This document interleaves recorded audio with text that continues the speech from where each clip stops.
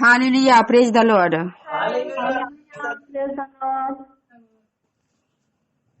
आज हम लोग देख रहे हैं यहोशू 24 अध्याय, और इसमें साखेम जो देश है जिसमें अब्राहम पहले रहता था। अब्राहम सबसे शुरू में तो मेसोपोटामिया में रहता था, जहाँ फरात महानगर था, और वहां से परमेश्वर उसको लेकर आया था साकेम में, जहाँ बांज वृक्ष था।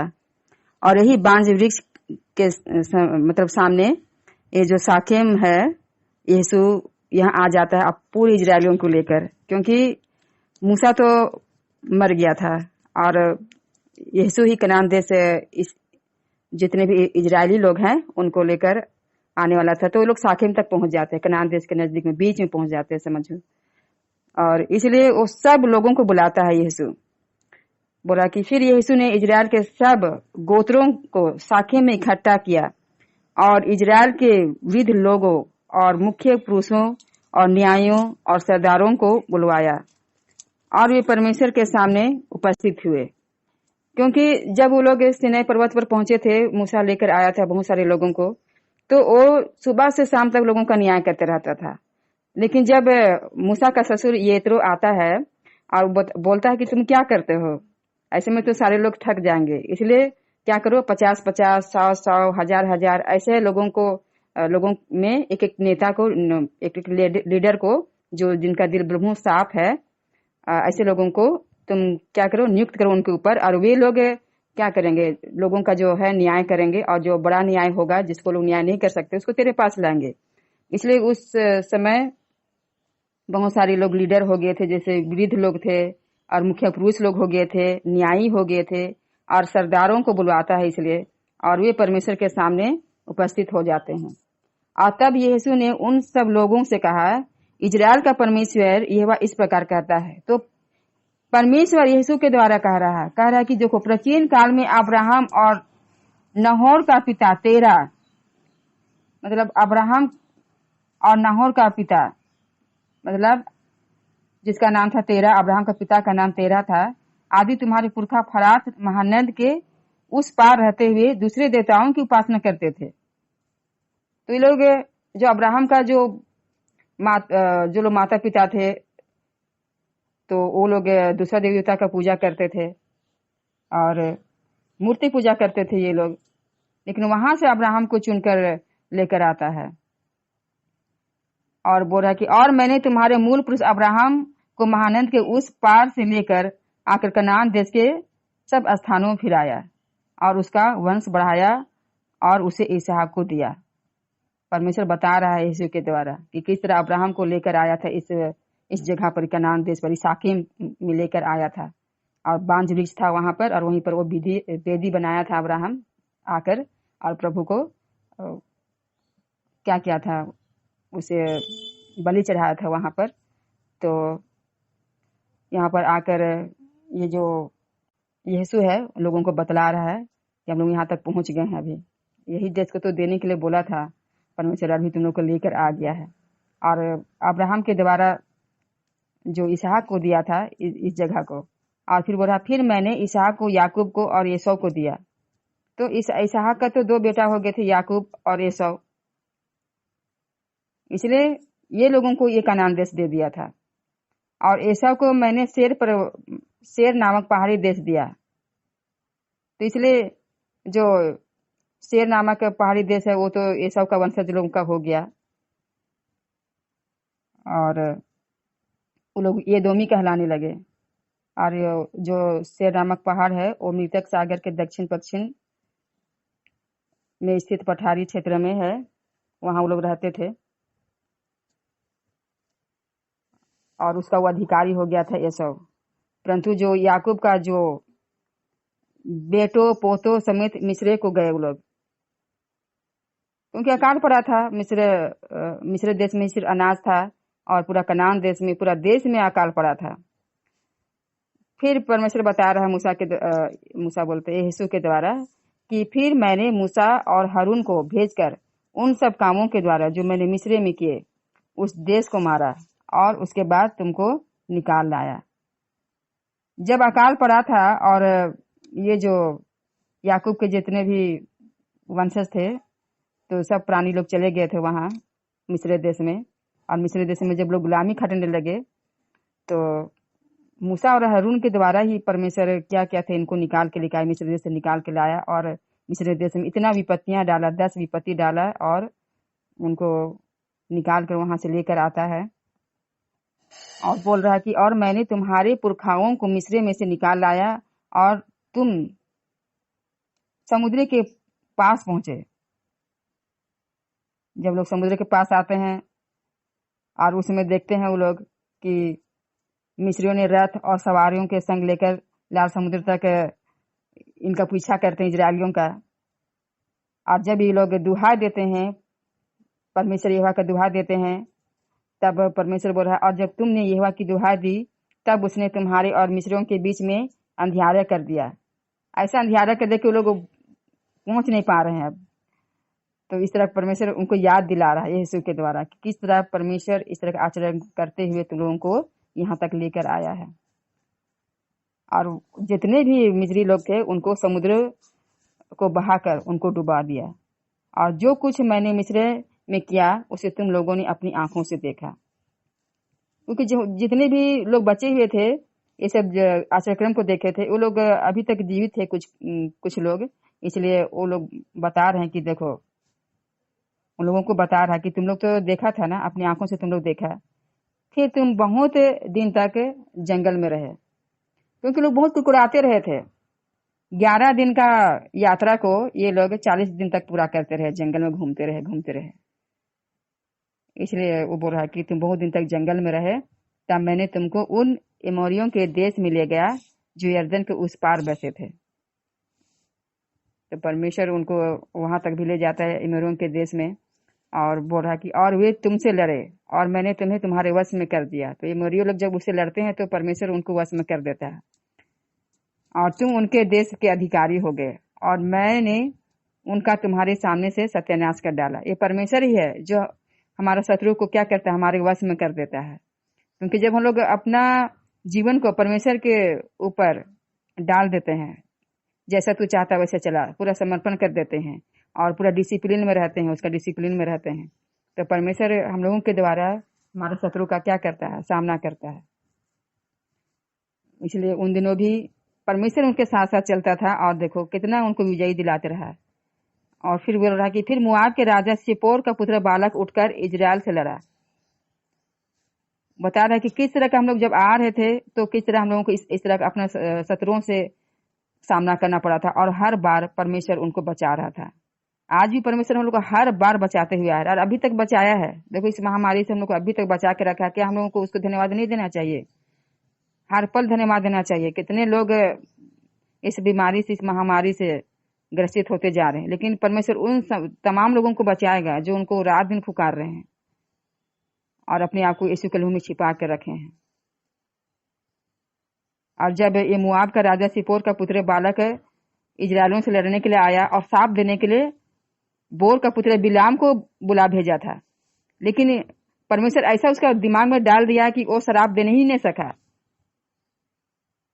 वो क्या किया, लिखा कि परंतु मैंने बिलाम की नहीं सुनी, वह तुमको आशीष देता गया। बिलाम का सुना ही नहीं, उसके मन में ऐसा डाल दिया कि वो शराब के स्थान पर आशीष देता गया। इस तरह प्रभु के लोगों के जीवन में ऐसा हो जाता है कि जो लोग हम लोगों को शराब देना चाहते हैं ना, परमेश्वर उसके मन में ऐसा डाल देगा कि आशीष ही देने पाएंगे, शराब देने पाएंगे ही नहीं पाएंगे, उनका दिमाग में आएगा ही नहीं आएगा।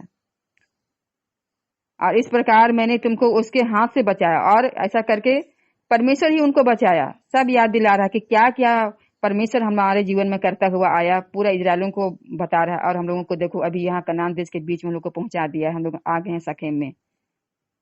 तब तुम यरदन पार होकर यरीहो के पास आए, और जब यरीहो के लोग और एमोरी, परिजी, कनीनी, हिती, ग्रेसी, हिबी और यबूसी तुमसे लड़े। देखो इतने जाति के लोग तुमसे लड़ने के लिए आए, तब परमेश्वर बोल रहा था मैंने उन्हें तुम्हारे वश में कर दिया। इतने सारे जाति को तुम्हारे वश में कर दिया परमेश्वर। आज भी परमेश्वर हम लोगों के जीवन में ऐसा ही आचरण करता है, लेकिन हम लोग महसूस नहीं करते, सोचते हैं कि हम लोग अपने ही हाथ से किए हैं, अपने ही बलबूते पर ऐसा किए। बहुत सारे लोग सोचते हैं, लेकिन जो प्रभु की इच्छा पर चलो लोग जानते हैं कि ये काम परमेश्वर कर रहा है।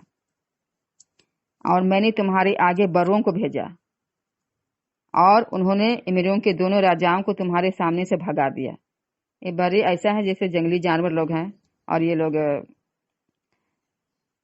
क्या करते हैं, राजाओं को भगा देते हैं। बोला तुम्हारे सामने से भगा दिया, देखो या तुम्हारी तलवार या धनुष का काम नहीं हुआ। ये परमेश्वर ऐसा करता है।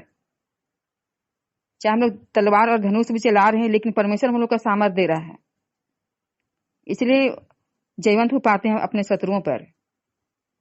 फिर मैंने तुम्हें ऐसा देश दिया जिसमें तुमने परिश्रम नहीं किया। बोला कि तुमने परिश्रम ना किया था।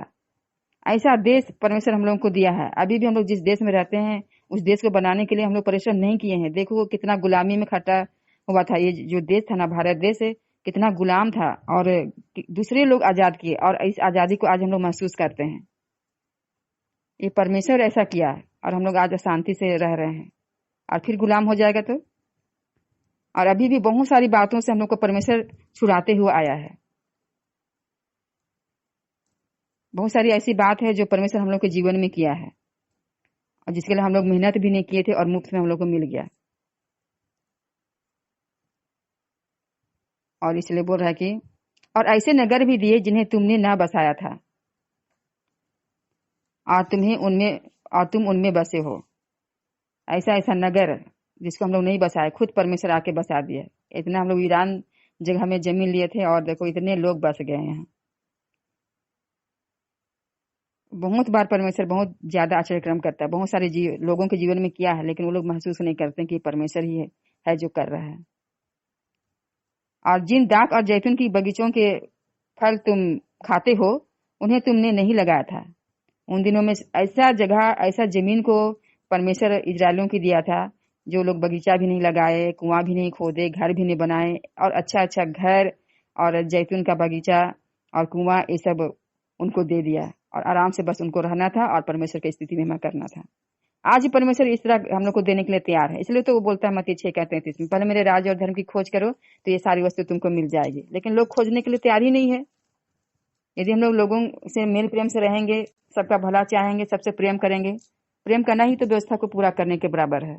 तो हम लोग प्रेम के द्वारा, मेल मिलाप के द्वारा, आप सबों को मदद करने के द्वारा, और रात दिन परमेश्वर को याद करेंगे, उसका वचन पर मनन चिंतन करेंगे, तो परमेश्वर जरूर हम लोगों को आशीष देता रहेगा, और दे भी रहा है। चाहे थोड़े रूप में, या इसी तरह भी लोग थोड़ा देर के लिए भी करते हैं, फिर भी प्रभु ऐसे लोगों को आशीष दे ही रहा है। जितने भी लोग उसका नाम लेते हैं ना, सब बचाए जा रहे हैं, सब अपने अपने जीवन में शांति और चैन से रह रहे हैं। और फिर लिखा है, इसलिए अब यहोवा का भय मानकर उसकी सेवा खराई और सच्चाई से करो। तो परमेश्वर आज हम लोग को क्या कुछ नहीं दिया है। अपना घर दिया है, अच्छा जगह रहने के लिए दिया है, अच्छा से रख रहा है। तो हम लोगों को बहुत ही उसका सेवा बहुत खराई और सच्चाई से करना है। और जिन देवताओं की सेवा तुम्हारे पुरखा महानंद के उस पार और मिस्र में करते थे, उन्हें दूर करके यहोवा की सेवा करो। तो जो पुरखा लोग करते थे, अब्राहम का पिता लोग करते थे, और अब्राहम का पिता भी करता था मूर्ति पूजा, फिर बाद में वो छोड़ दिया। तो ऐसा उन देवी देवता को तुम लोग दूर करो, अपना जीवन से हटाओ। तुम लोग उसका पूजा पाठ नहीं कर सकता है। जो मिस्र में लोग करते थे, वहां ऐसा देवी देवता का तुम लोग पूजा मत करना। क्योंकि जब वो लोग मिस्र देश से निकले थे इजरायली लोग, तो बहुत मिली जुली भीड़ भी आ गई थी उसके साथ, और अपने साथ मूर्ति सब भी लेकर आ गए थे। इसलिए तो बीच में जब सीनै पर्वत पर 40 दिन तक मूसा परमेश्वर से बातचीत करने के लिए गया, उसका व्यवस्था को लेने के लिए गया था, 10 आज्ञाओं को, तो क्या किए थे ये लोग? बछड़ा बना लिए थे, पता नहीं क्या हो गया उसका, और बछड़ा बना के लोग पूजा पाठ करने लगे। तो उनका आदत था इस तरह का करने का। इसलिए बोला कि तुम लोग इस तरह के देवी देवता को अपने जीवन से तुम लोग दूर हटाओ। जैसे वो लोग करते थे, मिस्र में करते थे, और तुम्हारे पूर्वज करते थे, ऐसा मत करना। तुम लोग ऐसा सेवा मत करना। क्योंकि ये लोग जो मूसा में जो लोग रहते थे ना, महानद के पार मूसा के देवताओं में जो मर्दुक है, मर्दुक देवता, और बेबीलोन का मुख्य देवता है ये, और बेल, जो कि कनानी मतलब संतति उत्पन्न करने वाला, उत्पादन का देवता बाल के समान था। ये सब देवता का ये लोग पूजा करते थे। इसलिए वो बोल रहा है कि ये सब देवता सबको हटाओ, सबका पूजा तुम लोग नहीं कर सकता, अपने जीवन से तुम लोग हटा लो। और इसलिए बोल रहा, और यदि यहोवा की सेवा करनी तुम्हें बुरी लगे तो आज तुम, बोल रहा कि चुन लो कि तुम किसकी सेवा करोगे, चाहे उन देवताओं की जिनकी सेवा तुम्हारे पुरखा महानद के उस पार करते थे, और चाहे एमोरियों के देवताओं की सेवा करो जिनके देश में तुम रहते हो, परंतु मैं तो अपने घराने समेत यहोवा की ही सेवा नित करूंगा, बोल रहा है। तो आज उनको बता दे रहा है, याद दिला रहा है, जैसे मूसा भी याद दिलाया था उनको कि इस तरह का तुम लोग मत करना, देवता दूसरा देवता की पूजा पाठ मत करना, या तो तुम लोग जहाँ तेरा पुरखा लोग करते थे महानद के उस पार उसका देवी देवता की पूजा करो, या तो जो मिस्र में थे उसका करो, या तो अब यहाँ जो कनान में तुम लोग आगे हो वो लोग जो मूर्ति पूजा करते हैं, देवी देवता की पूजा करते हैं, उसका करो। लेकिन हम अपना घराने के समेत अपना परमेश्वर यहोवा का ही सेवा नित करूंगा, ऐसा बोल रहा है। आज हम लोगों को भी मन में ठान लेना है कि हम लोग किसका सेवा करेंगे। आज हम लोग मूर्ति पूजा तो नहीं करते हैं, लेकिन बाइबल से बताती है कि जो व्यभिचार करते हैं, लालच करते हैं, और भी तरह तरह का बात अपने दिमाग में लाते हैं, तो बहुत सारा ऐसा बात है, जैसे झूठ बोलना और व्यभिचार करना, और बहुत सारा इस तरह का लिखा हुआ है। तो जो लोग ऐसा भी करते हैं तो वो लोग भी क्या करते हैं, मूर्ति पूजा ही करते हैं। तो बहुत सारा पाप जो है वो भी मूर्ति पूजा के बराबर है। और जिसमें लोग का बहुत ज्यादा लगाव है, जैसे बहुत लोगों का लगाव है मोबाइल में दिन भर खेलते रहना, या लैपटॉप में ही करते रहना, फिर या तो गप्पे सप्पे करना, और फिर इधर का बात उधर करना, और फिर बहुत सारा ऐसा बात है जो हम लोग बहुत ज्यादा समय देते हैं, तो जिधर हम लोग का झुकाव बहुत ज्यादा रहता है, या बहुत ज्यादा नौकरी की तरफ झुकाव रहता है, या बच्चों की तरफ झुकाव रहता है, उनको पढ़ाने लिखाने, उसको क्या करना है, जिधर हम लोग झुकते हैं उधर ही हम लोग दंडवत करते हैं। तो इस तरह का मूर्ति पूजा ये भी है। लेकिन ये बोल रहा है कि हम तो अपना पूरा परिवार के साथ यहोवा ही का सेवा नित करता रहूंगा। तो हम लोगों को भी चुनाव करना है कि सबसे ज्यादा हम लोग किसका सेवा करेंगे, क्योंकि परमेश्वर को अगर हम लोग अपने जीवन में प्रथम स्थान देते हैं तो परमेश्वर क्या करेगा, हमारे लिए सीधा मार्ग निकालेगा, और वो निकालता भी है। क्योंकि जो लोग यहोवा को याद करके स्मरण करके सारे काम करते हैं, उसके लिए परमेश्वर सीधा मार्ग निकालता है। अपनी समझ का सहारा जो लोग नहीं लेते हैं। तब लोगों ने उत्तर दिया, यहोवा को त्याग कर दूसरे देवताओं की सेवा करने हमसे दूर रहे। तब लोग जवाब देते हैं कि हम लोग नहीं करेंगे, दूसरा देवता का हम लोग पूजा नहीं करेंगे, हम लोग परमेश्वर का ही आराधना करेंगे, क्योंकि हमारा परमेश्वर यहोवा वही है जो हमको और हमारे पुरखाओं को दासत्व के घर अर्थात मिस्र देश से निकाल ले आया। जो आज भी परमेश्वर हम लोगों को क्या किया, हम लोग को मिस्र देश से निकाल के लेकर आया, हम लोगों को दासत्व के घर से निकाल के लेकर आया। हम लोग मिस्र देश में थे, तब हम लोग दासत्व घर में तब थे जब लोग पाप के बंधन में बंधे हुए थे। लेकिन जब हम यीशु मसीह को जाने तो हमारे जीवन में सारा पाप का बंधन टूट गया, और अब हम लोग जैसा यीशु मसीह चाहता है उसी इच्छा पर हम लोग चलने वाले बन गए। अब हम लोग का जीवन में क्या है, हम लोग किसी को गाली गलौज नहीं दे रहे हैं, किसी से लड़ाई झगड़ा नहीं कर रहे हैं, झूठ नहीं बोल रहे हैं, और लोगों से मेल प्रेम से रह रहे हैं, मेल प्रेम का खोजी हैं, भलाई का काम कर रहे हैं।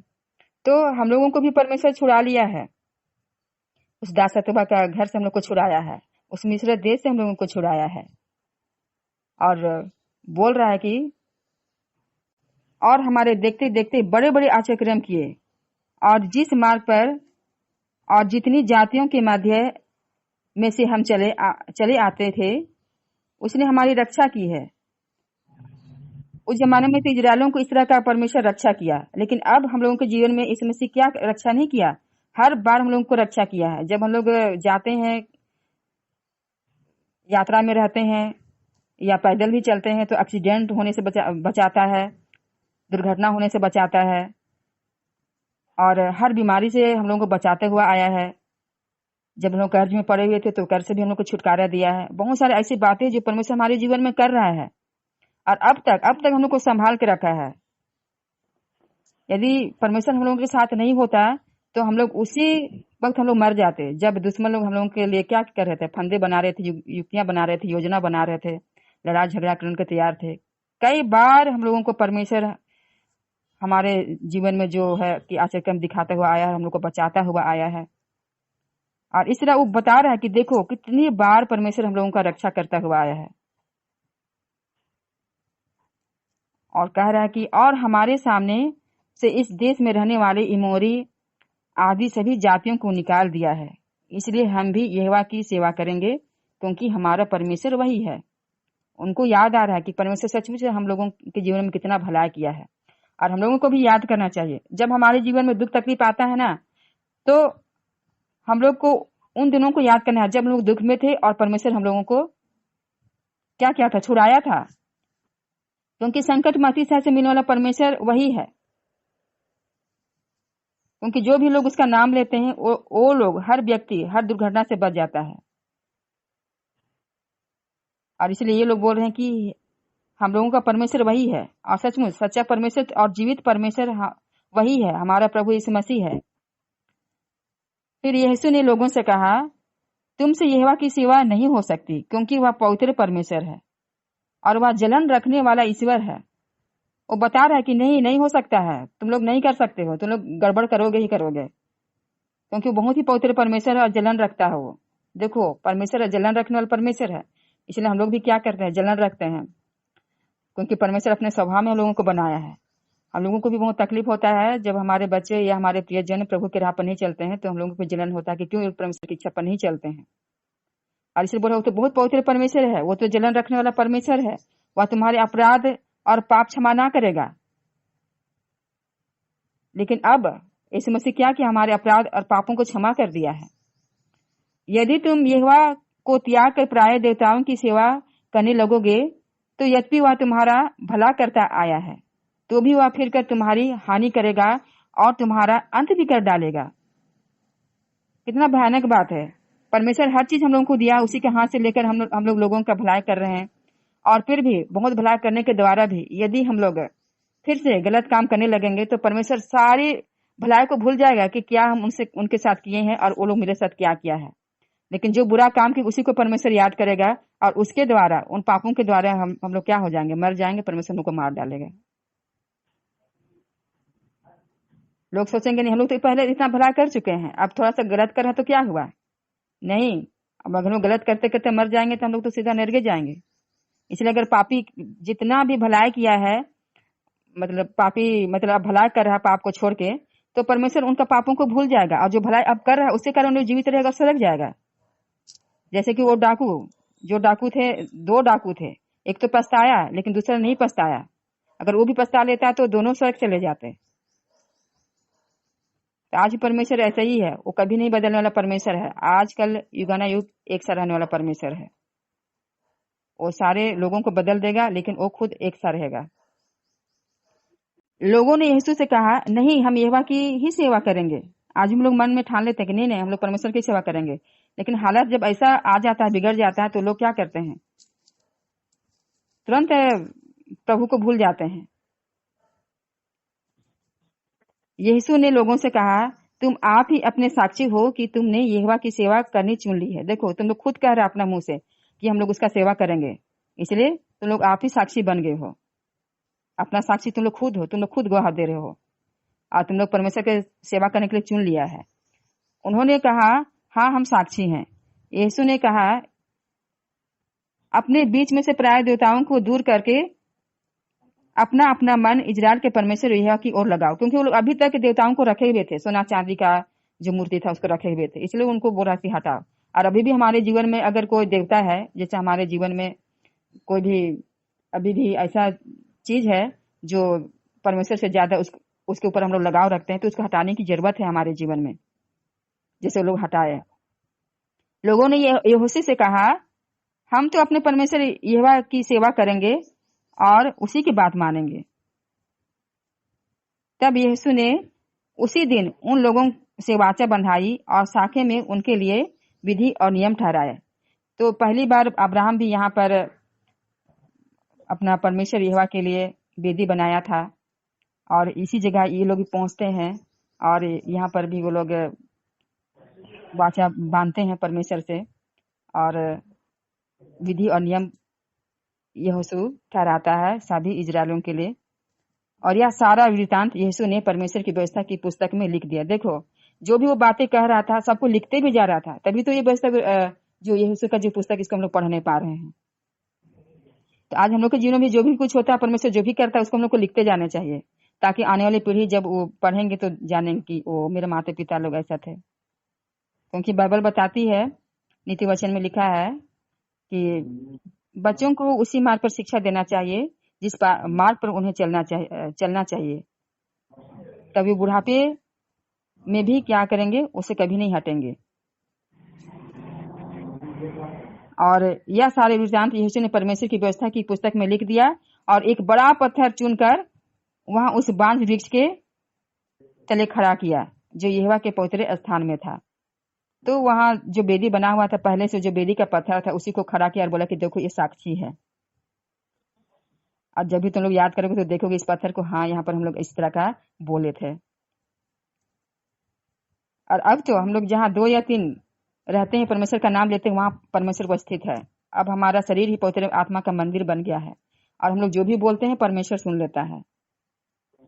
तब यीशु ने सब लोगों से कहा, सुनो, यह पत्थर हम लोगों का साक्षी रहेगा, क्योंकि जितने वचन यहोवा ने हमसे कहे हैं उन्हें इसने सुना है। देखो, पत्थर सुना है। यीशु मसीह भी एक जगह बोलता है, पत्थर भी बोल उठेंगे, यदि ये नहीं स्तुति करेंगे मेरा तो पत्थर ही बोल उठेंगे, चिल्ला उठेंगे। इसलिए अच्छा है कि हम लोग परमेश्वर की स्तुति महिमा करें। इसलिए यह तुम्हारा साक्षी रहेगा, ऐसा ना हो कि तुम अपने परमेश्वर यहोवा से मुकर जाओ। तब यीशु ने लोगों को अपने अपने निज भाग पर जाने के लिए विदा किया। देखो, लोग कनान देश में आ गए थे और सबको हिस्सा मिल गया था, और इसलिए सबों को बोला जाओ अपना निज भाग में चले जाओ, क्योंकि परमेश्वर तुम लोगों को क्या क्या आशीष किया है। आज सब अपने अपनी जगह चले जाते हैं और विधि विधान जो है उसको याद करते हैं। आज भी हम लोगों को परमेश्वर जो भी दिया है, कहा कि मैं तुम्हें एक नई आज्ञा देता हूँ कि तुम एक दूसरे से प्रेम करो। और सचमुच जब हम लोग परमेश्वर से प्रेम करेंगे तो इसी से सब लोग जान जाएंगे कि हम लोग उसके चेले हैं। तो प्रभु आशीष दे इस वचन के द्वारा। आमीन।